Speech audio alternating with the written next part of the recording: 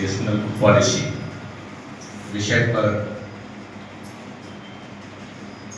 वार्ता हेतु उपस्थित मंचस्थ हमारे अनुजवत तथा इस विद्यालय के प्रबंधक श्री उमाशंकर चौधरी साहब, जिनके द्वारा मुझे असीम सम्मान मिलता है, चाहे जिस स्थान पर मुलाकात हो, श्रद्धावनत होकर ये मेरा सम्मान करते हैं। यद्यपि आर्थिक रूप से हमसे बहुत समृद्ध हैं, लेकिन ये इनका बड़प्पन है। जो सामान्य सी कहावत है कि फलदार वृक्ष झुक जाते हैं, तो जो इनका झुकाव है वह इनके बड़प्पन का परिचायक है। कॉलेज के यशस्वी परिश्रमी अनुभवी प्रधानाचार्य श्री अमर सिंह जी और इस नवनीत फाउंडेशन के चेयरपर्सन श्री के.एस. द्विवेदी जी तथा कार्यक्रम की अध्यक्षता कर रहे श्री कमलेश कुमार गुप्ता जी, आप सब सम्मुख उपस्थित इस विद्यालय के शिक्षक बंधुओं, सम्मानित शिक्षिका बहनों तथा अभिभावकगण, आप सभी को मेरी ओर से यथोचित अभिवादन, शुभाशीष। निसंदेह विषय वस्तु समझने लायक है और इस पर विचार भी किया जाना चाहिए।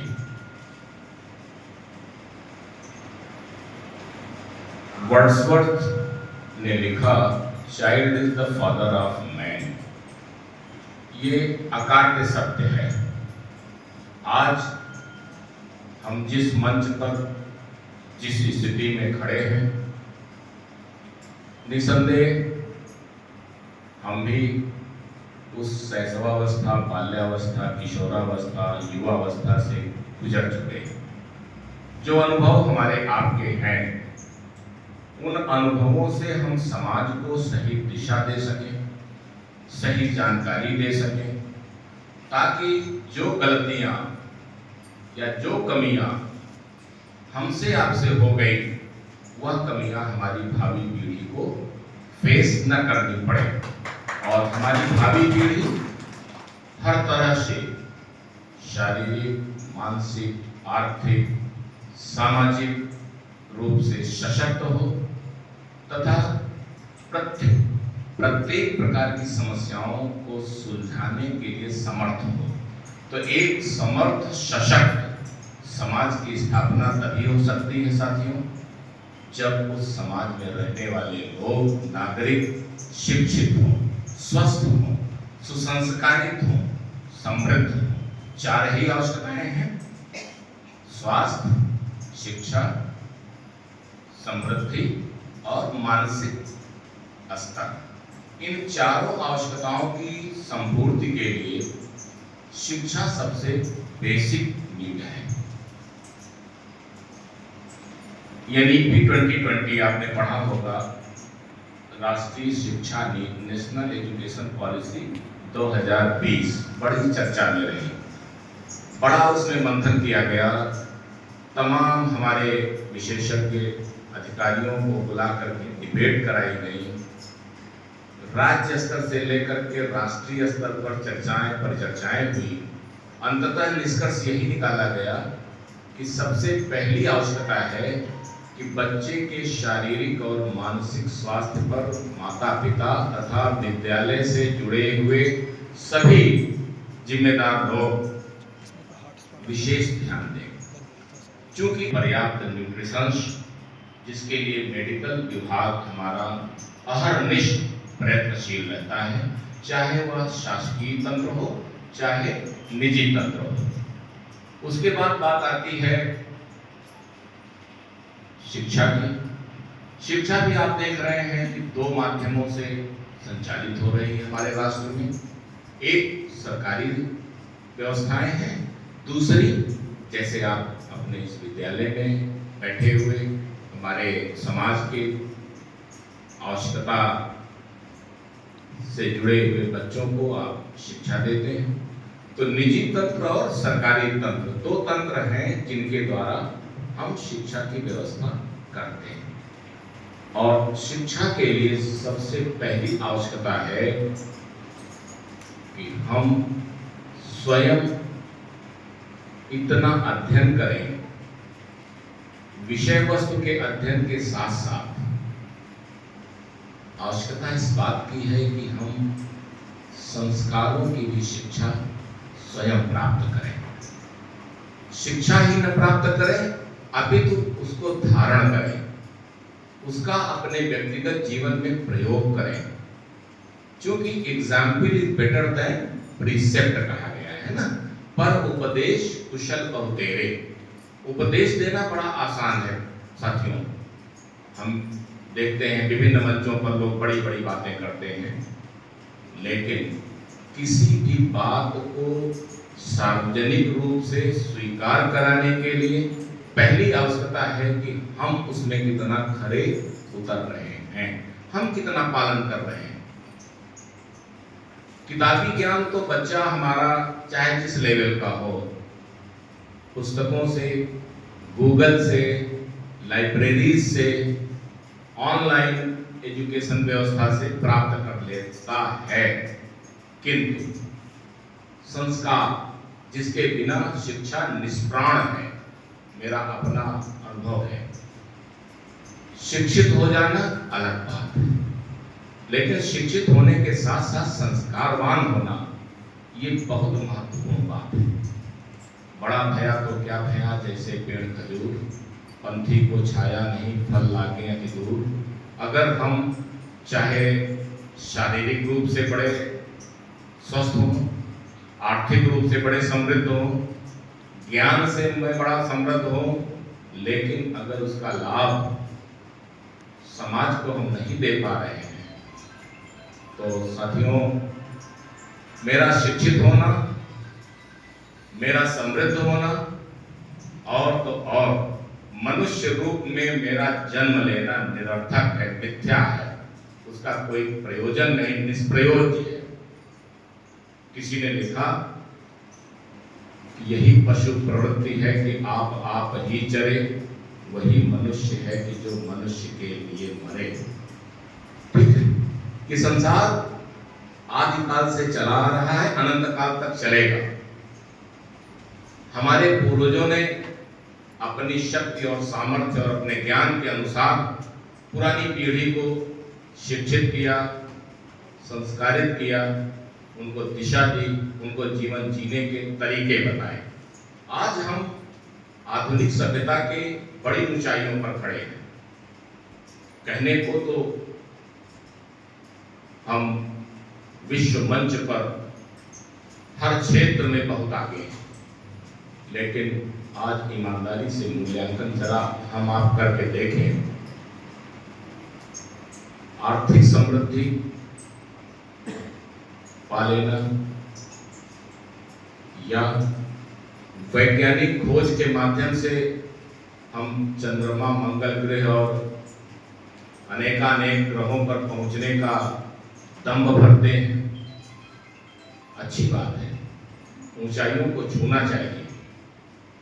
किंतु तुलनात्मक रूप से अगर आप देखें तो अगर किसी गुण का सर्वाधिक लोभ हुआ है तो इस समाज में, मानव समाज में संस्कारों का लोभ हुआ है, वह किसी से छिपा हुआ नहीं है।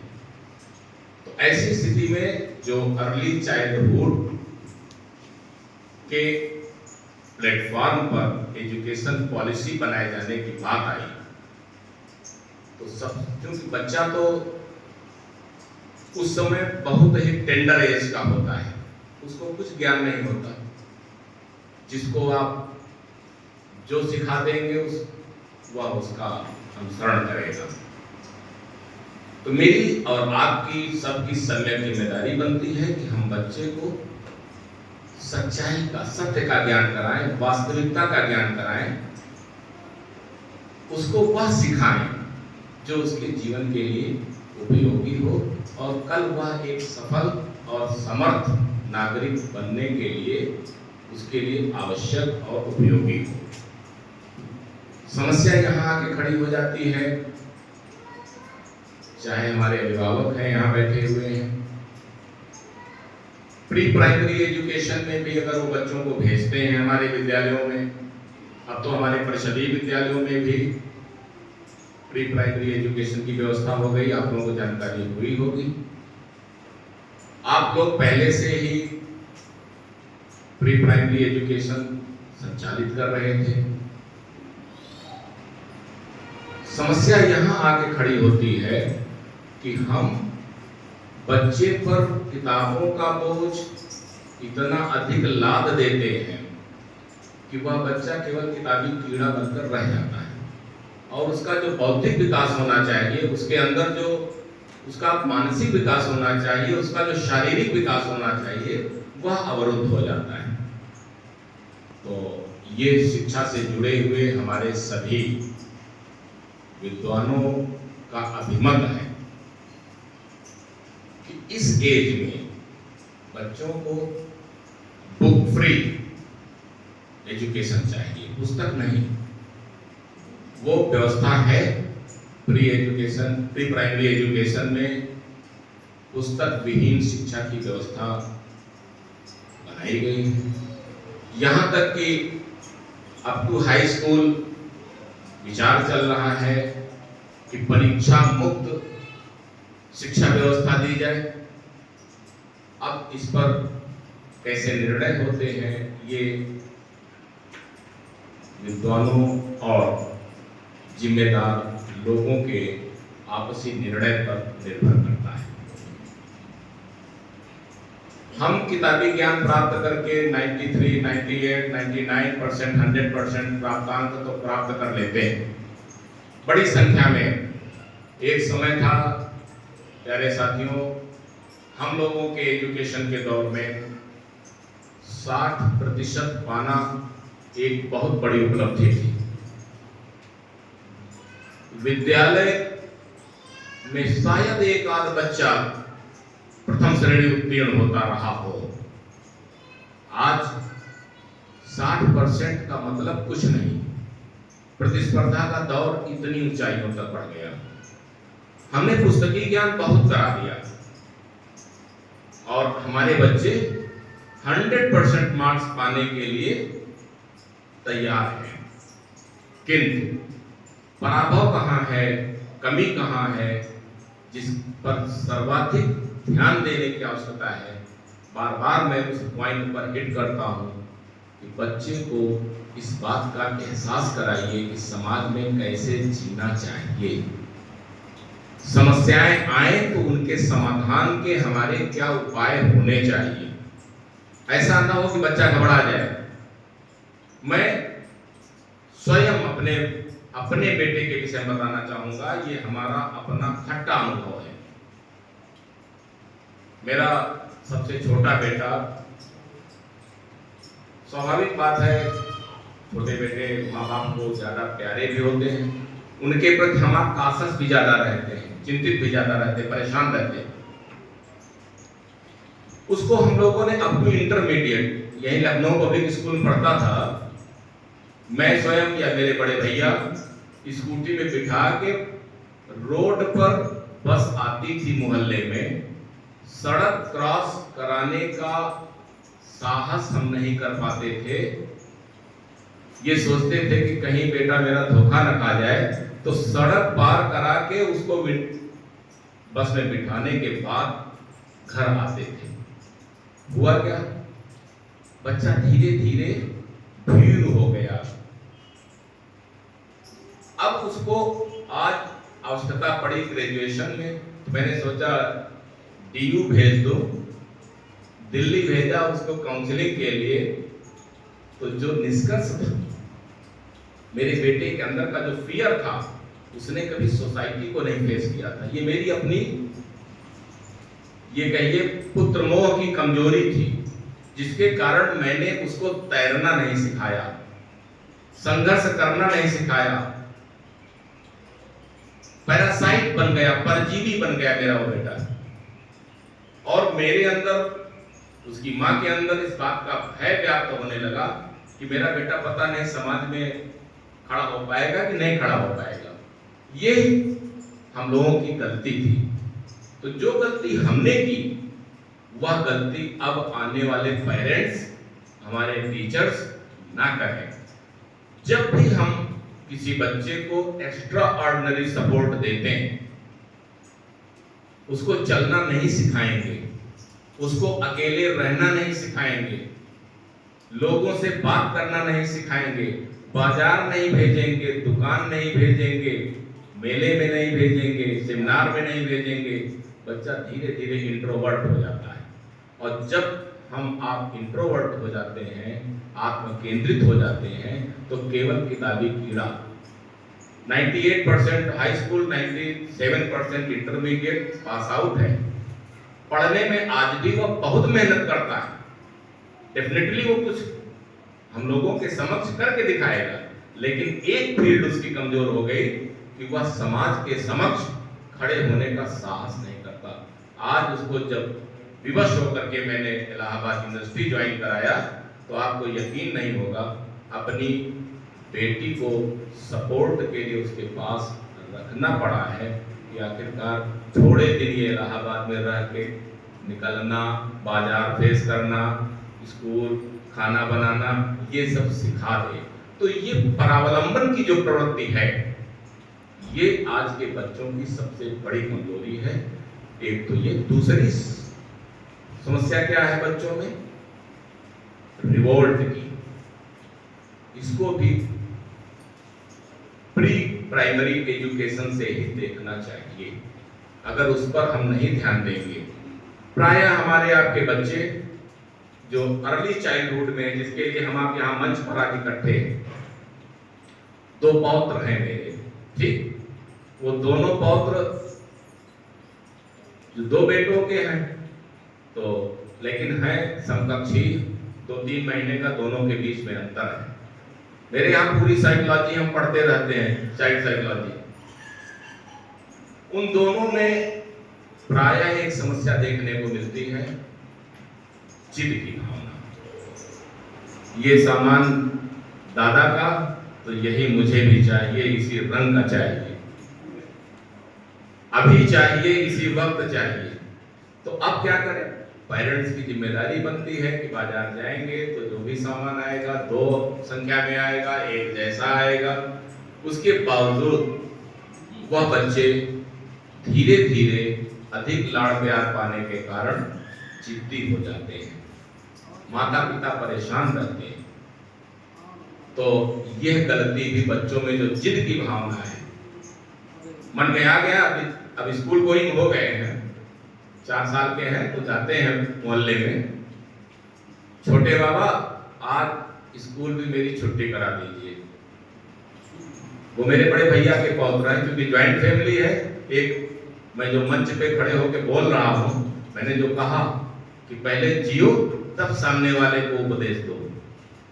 अगर इस शहर के अंदर नहीं, मैं जिले भर की बात करता हूँ, अगर आदर्श संयुक्त परिवार देखना हो तो मेरे घर चले आना, जहाँ 2 भाइयों का आदर्श संयुक्त परिवार, 3 बहुएं जहाँ एक साथ रह रही हैं, 2 महिलाएं, मेरी वाइफ और भाभी जी, 36 साल मेरे विवाह के हो गए, 42 साल भैया के विवाह के हो गए। बड़े प्रेम से वो दोनों देवरानी जेठानी जीवन यापन करती हैं, कोई संघर्ष नहीं, अपने पराये का किसी को कोई ज्ञान नहीं। वकील साहब भी धोखा खा जाते होंगे, कौन मेरा असली वाला बेटा है, कौन भैया वाला है। अक्सर आते हैं, मिलते जुलते हैं, बड़े ओबीडियंट हैं। हमसे उम्र में अगर कोई बड़ा है तो वो जाति धर्म संप्रदाय नहीं पूछेंगे, फट से श्रद्धावनत होकर पैर छुएंगे, क्योंकि हम लोगों ने उनको ये शिक्षा दी है। कुछ ले लोगे, सम्मुख अगर कोई बड़ा खड़ा है, आप झुके नहीं कि आपको कुछ मिल गया, तो ये सिखाना होगा। अन्यथा ये बच्चे संस्कार विहीन होकर के समाज के लिए अभिशाप बन जाते हैं और उनका अपना जीवन बोझिल हो जाता है। तो कृपा करके आप लोग भी बाल बच्चेदार दिख रहे हैं, 2 4 6 को छोड़कर इस बात का ख्याल रखें। आपके पास चाहे अपने बच्चे हों, चाहे आपकी क्लासरूम में पढ़ने के नियत से आया हुआ बच्चा, उसको अपना ही बच्चा मान के ट्रीट कीजिएगा। जब उसके अंदर अपने बच्चे के चेहरे की अनुभूति आपके मस्तिष्क पर हो जाएगी, तो आप और उसके बीच जो एक इंटरेक्शन होगा, जो एक लगाव होगा, जो एक झुकाव होगा, वह बड़ा ही उपयोगी होगा उस बच्चे के भविष्य के सृजन में, और वह निर्भीक होकर के अपनी हर समस्या आपसे शेयर करेगा। समस्या का समाधान हो जाने पर, उनकी जिज्ञासा का शमन हो जाने पर बच्चे स्वतः ही अपनी दिशा तय कर लेते हैं।